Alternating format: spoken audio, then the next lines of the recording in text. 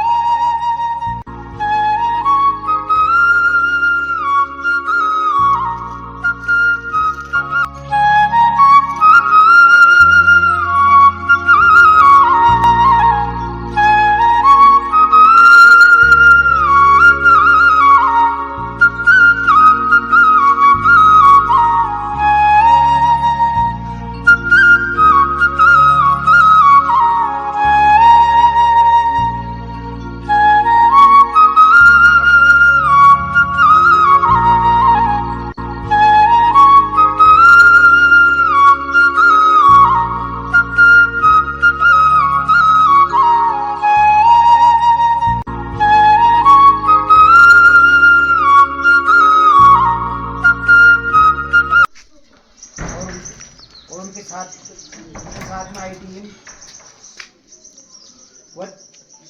One विभाग की team और उपस्थित अन्य गणमान्य और मेरे सभी साथी शिक्षक और प्यारे बच्चों, सर्वप्रथम तो मैं विद्यालय परिवार की ओर से यहाँ पर उपस्थित सभी आगंतुकों का हार्दिक अभिनंदन और स्वागत करता हूँ। बच्चों, आप लोगों को विदित ही हमने ग्रुप के माध्यम से ही आपको संदेश दिया था कि आज विद्यालय में जिला विधिक साक्षरता जागरूकता शिविर का आयोजन होना है। तो इस संबंध में आपको विधिक जागरूकता मतलब कानूनी जानकारी के संबंध में आपको जागरूक किया जाएगा।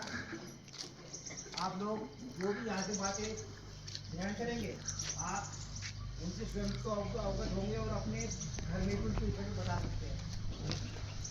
कानूनी जानकारी होना आज के समय में लाने का पूरा प्रयास करेंगे। और यहाँ पर हम लोगों के बीच में डिग्री कॉलेज कांडा से भी टीम आई है। मैं उनका भी हार्दिक स्वागत और अभिनंदन करता हूँ। की ओर से जो मैंने अभी विषय बताया आपको, वनाग्नि की रोकथाम, उसके उपाय, उस संबंध में जो हंस फाउंडेशन की टीम है वो कार्यक्रम की शुरुआत करते हैं, तो आप ध्यानपूर्वक उनकी बातों को सुनेंगे।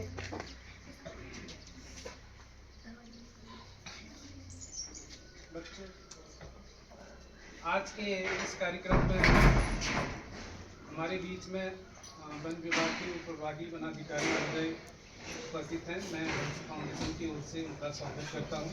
साथ ही जो है जिला विधिक सेवा प्राधिकरण के जज साहब यहाँ पे हैं, उनका भी मैं हंस फाउंडेशन की ओर से स्वागत करता हूँ।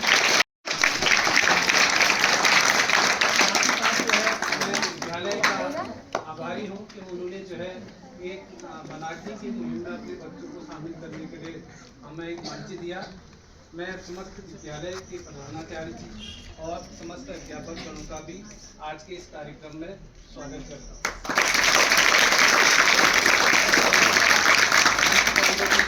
बताना चाहूँगा क्योंकि हम पूरे खंड में जो है वनाग्नि रोकथाम के संदर्भ में कार्य कर रहे हैं। आज वनाग्नि सुरक्षा के प्रति हम एक जागरूकता के क्रम में यहाँ पर उपस्थित हुए हैं। इससे पूर्व भी बच्चों हमने जो वन अग्नि के दुष्परिणाम हैं उसके संबंध में एक प्रतियोगिता का यहाँ पर आयोजन किया था, जिससे कि वनाग्नि की सुरक्षा के लिए इस क्षेत्र में एक उत्कृष्ट जागरूकता का हमारा एक उद्देश्य था। और कुछ माह पहले, कुछ दिन पहले, जैसे 15 माह को अवगत करा दूं, 15 फरवरी से जो है 15 जून तक प्रत्येक वर्ष अग्नि सुरक्षा काल रहता है। आप उससे विदित हैं, जैसे कि आपको द्विवेदी जी ने भी इससे पहले भी बताया। बच्चा हाथ उठा के बता सकता है कि हम ये सहयोग दे सकते हैं। जैसे अभी आग लगी, आपने उसका दुष्परिणाम देखा, क्या क्या परेशानी हुई। अभी आपको द्विवेदी जी ने कहा कि हमारे आंखों में उस समय में इतने मरीज आने लग गए, या पर उसके बहुत दूरगामी दुष्परिणाम हैं। तो जैसे आप लोगों ने इस बीच सबके खेत में खेती होती है, किस किस के घर में वो जले आड़े और ये जलाने आते हैं घास के कांटे के। वो किसी बच्चे ने क्या कहते हैं अपने खेतों में जलाते हुए देखा, वही एक बच्चा बताएगा हमको। बिल्कुल बताने की बात है, हम आपसे सहयोग के लिए आए हैं। आप कैसे सहयोग कर सकते हैं, तभी तो आप कर सकोगे जब हम आपको बताएंगे। जब किसी को देखोगे कि आप यहाँ पर आग नहीं लगाएंगे, फर्स्ट तो आप अपने खेती बाड़ी के अपने जो आपका जो परिवेश है, पर्यावरण से संबंधित ही विषय है। पर्यावरण को जो अपने अगल बगल को हम कितना शुद्ध रह सकते हैं। हमारे जल स्रोत जो है उसमें पानी का बहाव कम है। हमारे जो जल और जंगल और जमीन है, जमीन में इतना उसमें खास और जो इस प्रलोभन से लगा रहे हैं असावधानियों से होती है। जैसे उन्होंने लगा के, किसी ने अपने घर का कूड़ा ही जलाया, लगा के उसको छोड़ दिया और पता चला कि उसने हमारा हजारों हेक्टेयर और वहाँ की जैव विविधता को पूर्ण रूप से नष्ट कर दिया। कीड़े मकोड़े, तितली, मुर्गियां, अंडे, सारे मतलब आपका और सारे आप लोगों को भी सांस लेने में भी दिक्कत। और कहाँ हम देवभूमि के वासी हैं कह रहे हैं, और हम इतना भी नहीं बता पा रहे हैं। और देखे हैं कहीं पर आपको आग बुझाता हुआ हमारा कांडा पुलिस थाना के अधिकारी और कर्मचारी हमारे बीच में है। मैं उनका हंस फाउंडेशन और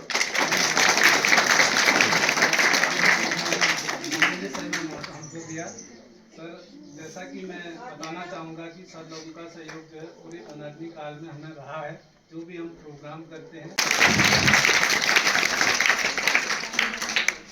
मंचासेन वन विभाग के हमारे सभी सम्मानित अधिकारीगण, विद्यालय के प्रधानाचार्य जी और विद्यालय की प्रबंध समिति के जो भी पदाधिकारीगण हैं, और यहाँ पर उपस्थित हमारे पुलिस बल के अधिकारीगण और विद्यालय के सभी विद्वान शिक्षक और शिक्षिकाएं तथा प्यारे बच्चे,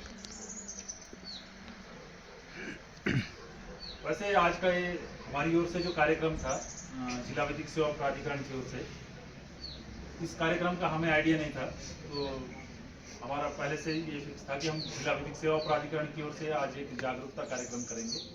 खैर बहुत ही अच्छी और सौभाग्य। जिला विधिक सेवा प्राधिकरण की जो उत्पत्ति है उसका जो स्रोत है वो है भारत का संविधान। भारत का संविधान शायद पढ़ा होगा, जैसे कि मैंने अभी जानकारी प्राप्त की तो आर्ट्स स्ट्रीम के तो हैं ही यहाँ बच्चे, शायद 12th के में पहुँच गए होंगे, 11th 12th वाले बच्चे। तो आप लोगों ने जो है पॉलिटिकल साइंस में पढ़ा होगा भारत के संविधान के बारे में। भारत के संविधान की जो प्रियम्बल है, उद्देशिका पढ़ी है आप लोगों ने। हम भारत के लोग, भारत को एक प्रभुत्व संपन्न, ऐसा कुछ पढ़ा है? सुने शब्द आप लोगों ने, हम भारत के लोग भारत को ऐसा बनाएंगे वैसा बनाएंगे, सुना है कभी? कहाँ पर है? सबसे पहले हमारे दिमाग में जो है कोर्ट आ जाती है। क्या कोर्ट में ही न्याय होता है और जगह नहीं न्याय होता? हर जगह होता है। स्कूल भी एक न्याय तंत्र तो हर जगह है ना। जस्टिस हर जगह होना चाहिए कि नहीं? अन्याय अगर स्कूल में होगा तो वो चलेगा? नहीं चलेगा। तो न्याय की हर जगह जो है अपेक्षा है। तो अगर हम बात करें जो है देश के न्याय व्यवस्था के बारे में, तो भारत के संविधान में हमने जो कसम खाई है, किसने खाई है? हम भारत के लोगों ने। आप पूरी प्रियम्बल पढ़ेंगे तो उसमें पूरा जो है जो जिम्मेदारी हो भारत के लोगों पर है कि हम भारत को ऐसा बनाएंगे और देश के नागरिकों के लिए ये व्यवस्था करेंगे। और लास्ट में जो है शपथ लेते हैं कि इस संविधान सभा में आज इस संविधान को हम जो है क्या करते हैं? अधिनियमित, अंगीकृत और आत्मार्पित करते हैं।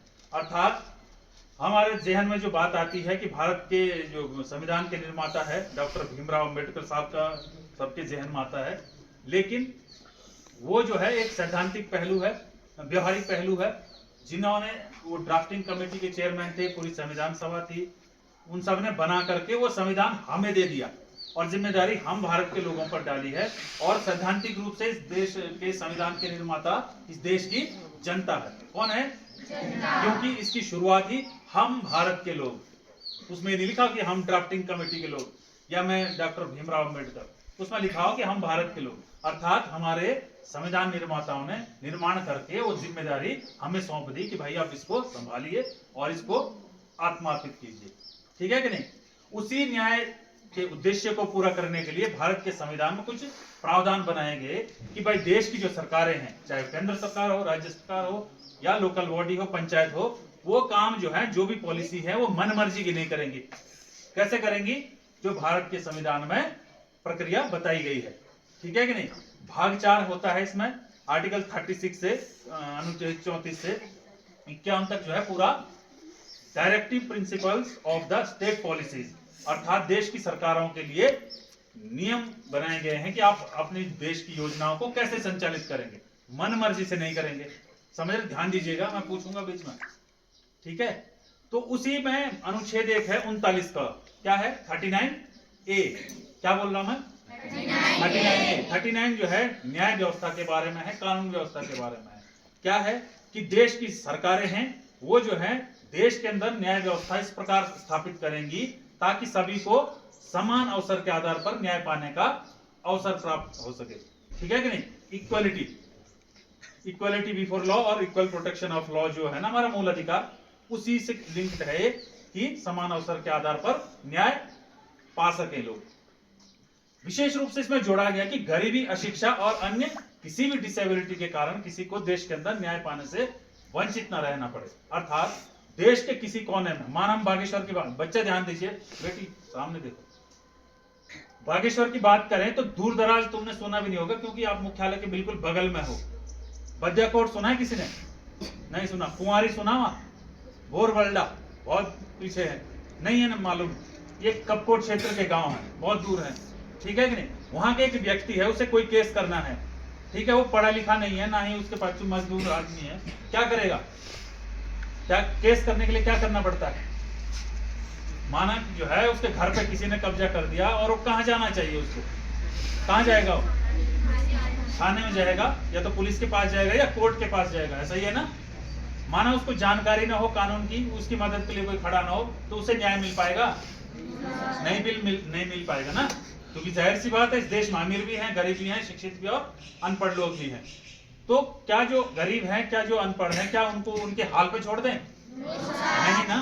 तो देश की, क्योंकि हमारा जो है समाजवाद पे हमारा देश का ढांचा है कि समाज के अंतिम छोर पर खड़ा जो व्यक्ति है उसको भी हमने उसके हाल पर नहीं छोड़ना है, ठीक है कि नहीं। इसी को ध्यान में रखते हुए जो है भारत के संविधान में ये व्यवस्थाएं की गई और इस उद्देश्य की पूर्ति के लिए एक कानून बनाया गया 1987 में, विधिक सेवा प्राधिकरण अधिनियम। आपको ये दिख रहा होगा, शायद साइड में नहीं दिख पाएगा।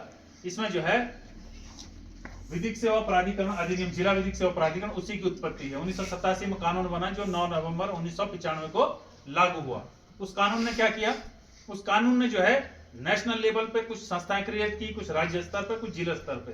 नेशनल लेवल पे क्या की, national legal services authority NALSA, जिसके चेयरमैन ऑनरेबल सुप्रीम कोर्ट, माननीय सुप्रीम कोर्ट, जानते हो कहां पे है, कहां पे है हमारे देश की सुप्रीम कोर्ट? कहां है? दिल्ली में। देहरादून में तो नहीं ना, पक्का? नैनीताल सुप्रीम कोर्ट है दिल्ली में। उस सुप्रीम कोर्ट के जो सीनियर मोस्ट जज होते हैं next to chief justice of India, वो इसके चेयरमैन होते हैं, ठीक है कि नहीं। अर्थात एक कोर्ट की ही एक शाखा है। दूसरी है राज्य स्तर पर राज्य विधिक सेवा प्राधिकरण, जिसके चेयरमैन माननीय हाई कोर्ट के जो है सीनियर मोस्ट जज साहब होते हैं। माननीय न्यायमूर्ति तिवारी जी जो है, मनोज कुमार तिवारी, इसके चेयरमैन है, ठीक है कि नहीं। और तीसरी संस्था है जिला स्तर पर जिला विधिक सेवा प्राधिकरण, जिसके चेयरमैन जिला जज होते हैं। और इसमें सचिव के पद पर जो है सीनियर सिविल जज जो है डेपुटेशन पे नियुक्त होते हैं। तो मैं बतौर सीनियर सिविल जज इसमें सचिव के पद पर तैनात हूं। और आप लोगों के बीच में जो है आज जो कार्यक्रम कर रहे हैं उसका आपको एक रूपरेखा जाननी जरूरी है कि भाई एक जज का, कोर्ट का जो है स्टूडेंट के बीच में या लोगों के बीच में आने का क्या मतलब है। कहीं ना कहीं तो ये ड्यूटी बनाई गई होगी कि मैं जो है लोगों के बीच में जाऊं। तो वही मैं बताना चाहूंगा कि इस जिला विधिक सेवा प्राधिकरण का कार्य क्या है। पहला कार्य क्या है, आर्टिकल 39A बोला मैंने अभी आप लोगों को।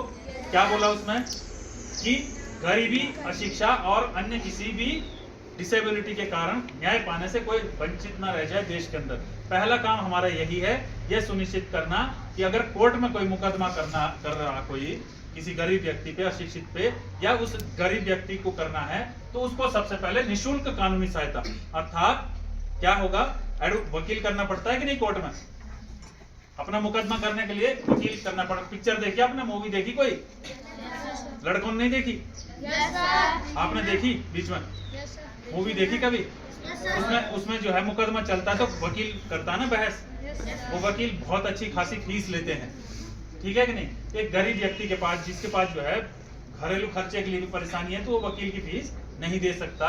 वही फीस हमारा जिला विधिक सेवा प्राधिकरण देता है। तो कौन है वो लोग? वो है सभी जो है, जितने भी जो है महिलाएं हैं देश के अंदर, वो सभी निःशुल्क कानूनी सहायता की हकदार हैं। और बीपीएल श्रेणी के सभी लोग, अनुसूचित जाति के सभी लोग, अनुसूचित जनजाति के सभी लोग, वरिष्ठ नागरिक जो 60 वर्ष से ऊपर के हैं वो सभी, 18 वर्ष से नीचे के जितने भी बच्चे हैं वो भी, और भूतपूर्व सैनिक, और 3 लाख रुपए वार्षिक आय से कम आय वाले लोग भी इसमें निःशुल्क कानूनी सहायता पाने के हकदार हैं। साथ ही साथ दिव्यांगजन, समझते हैं वो छूटने से कोई प्रक्रिया सीखनी नहीं है आप लोगों ने, सबके सब ये देख रहे हैं कि कैसे छूट रहा, कैसे चिपकाया जा रहा, सबका ध्यान वही है। भाई ये छूटा, ढीला चिपका है तो छूट गया, उसको लगाया जा रहा है व्यवस्थित करने के लिए, तो सारा ध्यान उसमें। यही हमारी जो है डेविएशन की जो है जो आदत है, हमारे रास्तों में जो असफलताएं हैं इसी कारण से आती हैं। एक टॉपिक पे मंथन हो रहा है या बातचीत हो रही है, आपका ध्यान जो है बैनर क्यों छूटा, ये क्यों चिपका रहे हैं, फट से जो है डिस्ट्रक्शन हो गया कि नहीं। तो यही कारण है कि जिन्होंने ध्यान यहाँ लगाया होगा वही बच्चे जिंदगी में सफल भी होंगे। हाँ, ऐसा है, जरूरी है कि दाएं बाएं भी नजर रखनी है, लेकिन पूरा फोकस अपना मुख्य मंजिल से नहीं हटाना। बात अभी जो है डिस्कशन जो है लीगल एड पे हो रही है, ठीक है कि नहीं। हम बात कर रहे थे किस चीज की, कौन कौन लोग निःशुल्क कानूनी सहायता पाने के हकदार हैं, वो मैंने आप लोगों को बताया। अब हम बात आते हैं आज के दूसरा काम। पहला तो निःशुल्क कानूनी सहायता, दूसरा है हमारा लोगों को जागरूक करना। लोगों को जागरूक करने की जरूरत क्यों पड़ती है? लोगों को कानून की जानकारी होनी चाहिए कि नहीं? होनी चाहिए। क्या वाकई होती है? होती है? हर आदमी को कानून की जानकारी है? नहीं होती है, मुझे भी नहीं है। मुझे जरूरत पड़ती है तो मैं उस दिन पढ़ता हूं, वरना जो है इतने हजारों कानून हैं वो रटने संभव नहीं है। लेकिन कानून से बिल्कुल जो है नाता ही न रखना, ये जो है मूर्खता है। कारण पता क्या है? हमारे देश का जो क्रिमिनल जस्टिस सिस्टम है उसमें ये उपधारणा की गई है कि हमारे देश के अंदर तथ्य की भूल क्षम्य हो सकती है, लेकिन कानून की भूल क्षम्य नहीं हो सकती। क्षम्य समझते हैं माफी योग्य, तथ्य समझते हैं फैक्ट।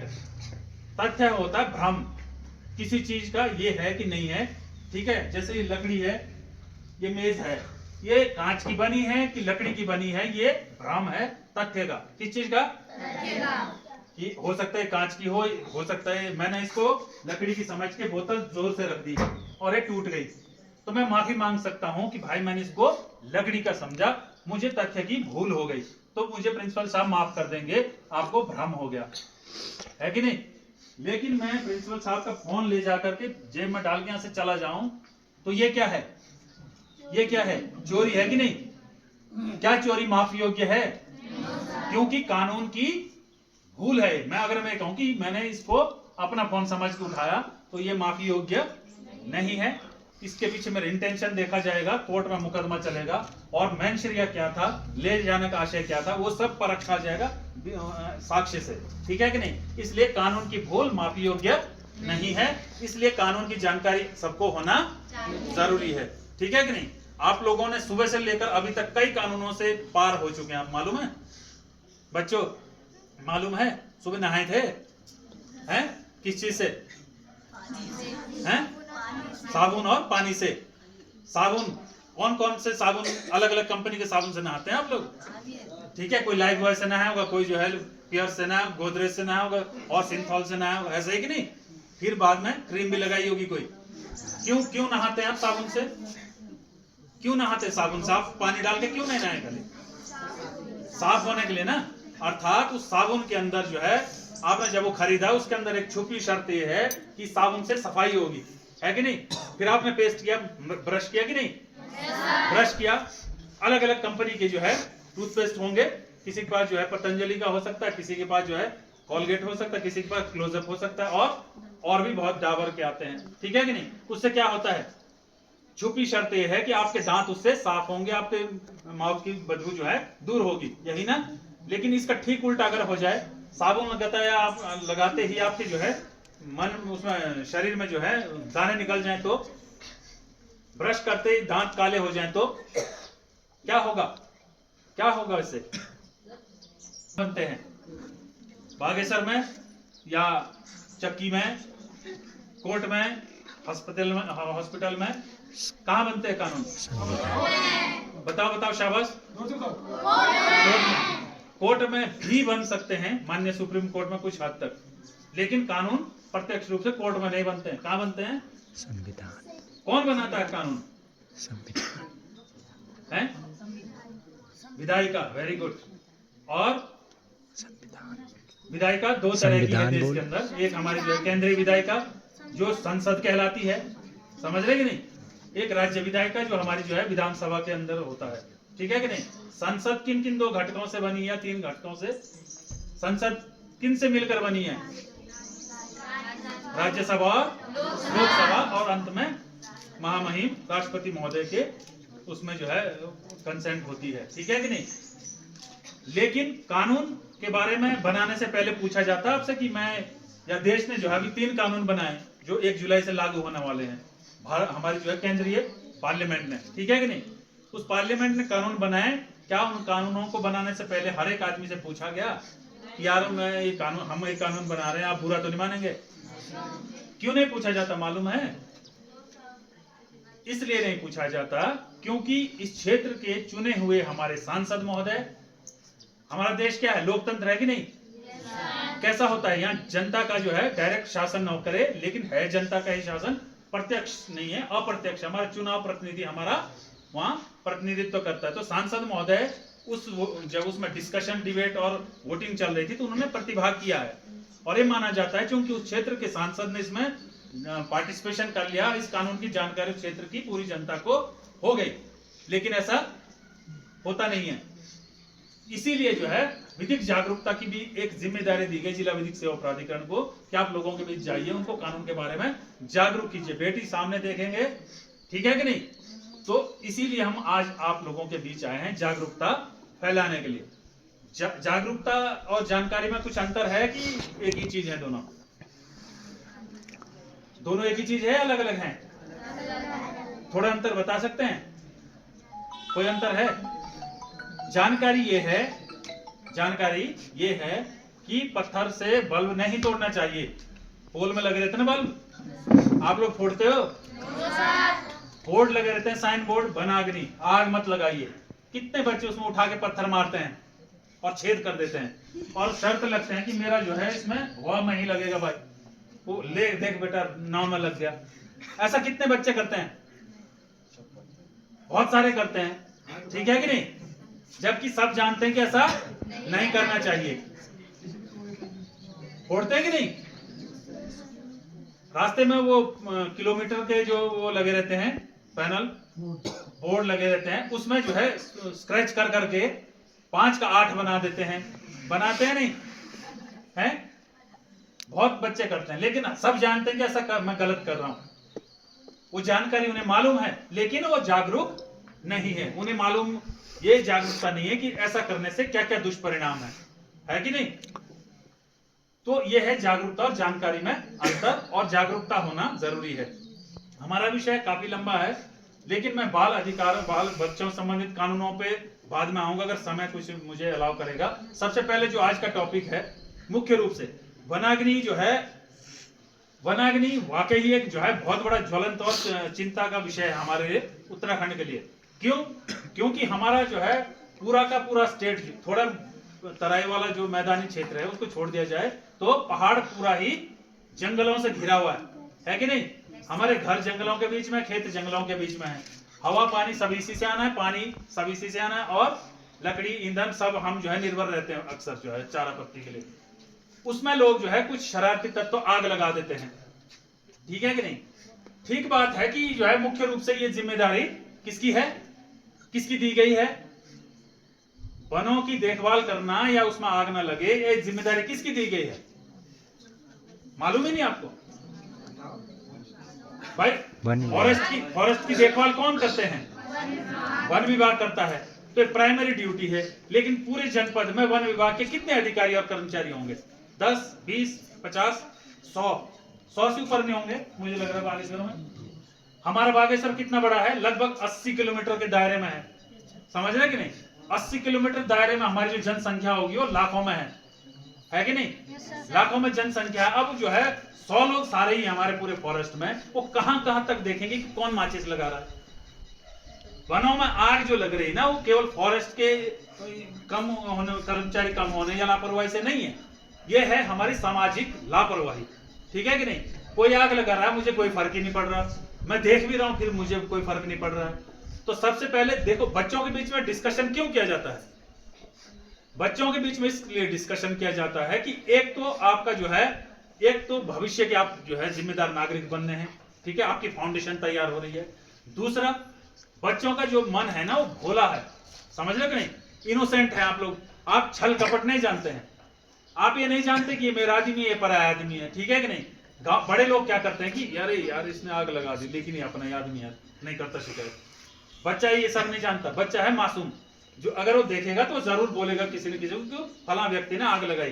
तो इसीलिए आप लोगों के बीच में आते हैं कि एक तो आपकी फाउंडेशन अच्छी बने, आपके अंदर एक संस्कार के रूप में आए कि वनों को आग लगाना, लोक संपत्ति को नुकसान पहुंचाना, ये सब अपने आप में जो है कानूनी जुर्म तो है ही, साथ ही साथ सामाजिक रूप से और नैतिक रूप से बहुत बड़ी बुराई है, ठीक है कि नहीं? पूरा इकोसिस्टम बर्बाद होता है। आजकल सुन रहे हम बागेश्वर में जो है तेंदुआ घूम रहा है, मालूम है क्यों? तेंदुआ कहाँ होना चाहिए? जंगल में आग लगी है तो कहाँ जाएगा? दुबकेगा ना नीचे को, तो फिर लोगों को खा रहा, फिर कह रहे हैं मेरे बच्चे को उठा लिया। अरे भैया, तुमने उसके घर में आग लगा दी, पशु पक्षी जो है सब बेचैन हैं। अगर हमारे घरों में कोई आग लगाए, हमारे बच्चे तड़पे, तो कैसे महसूस होगा? दुख होगा कि नहीं? भाई अपनी फैमिली को जो है तड़पते आग के अंदर देखना जो है किसको अच्छा लगेगा? नहीं लगेगा। लेकिन हम लोग जानवरों के साथ ऐसा ही कर रहे हैं, हमें दर्द ही नहीं, हमें जो है संवेदनाएं ही नहीं है। तो ये सब चीजों को हमें जागरूक रहना है। और हमारा जो आज का जिला विधिक सेवा प्राधिकरण का विषय है, नींद आ रही बेटा? बहुत दूर से आई क्या? पीछे मत देखो, मैं ऐसे ही कह रहा हूँ, आगे कुछ, ठीक है कि नहीं? कुछ लोगों को आ रही है तो जरूरी नहीं नाम बताना, ठीक है? बहुत दूर दूर से आते हो कि नहीं? कितना दूर से आए हैं? सबसे ज्यादा जो कितना दूर से आए हैं? पता है साइबर, कुछ बताएगा कोई बच्चा प्लीज? साइबर से क्या समझते हैं आप लोग? स्मार्टफोन देखा है आप लोगों ने? या फोन देखा है?